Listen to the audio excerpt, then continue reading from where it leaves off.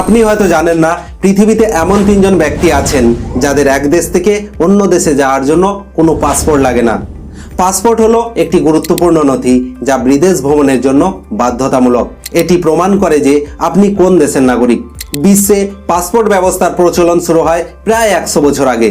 20 শতকের শুরুতে বিভিন্ন দেশে অবৈধ অনুপ্রবেশের সমস্যা দেখা দিলে 1920 সালে লিগ অব নেশনস পাসপোর্ট ব্যবস্থা প্রচলনের বিষয়ে উদ্যোগ নেয়। 1924 সালে প্রথমবারের মতো আমেরিকা তাদের নিজস্ব পাসপোর্ট সিস্টেম চালু করে। এরপর ধীরে ধীরে বিভিন্ন দেশে এটি প্রচলিত হয়। ব্রিটেনের রাজা বা রানীর জন্য বিশেষ নিয়ম রয়েছে, তাই তাদের জন্য বিদেশ ভ্রমণের সময় কোনো পাসপোর্টের প্রয়োজন হয় না। এছাড়াও জাপানের সম্রাট নারুহিতো এবং তার স্ত্রী সাম্রাজ্ঞী মাসাকো পাসপোর্ট ছাড়াই বিভিন্ন দেশে ভ্রমণ করতে পারেন। 1971 সালে জাপানের পররাষ্ট্র মন্ত্রণালয় এই বিশেষ ব্যবস্থা চালু করে।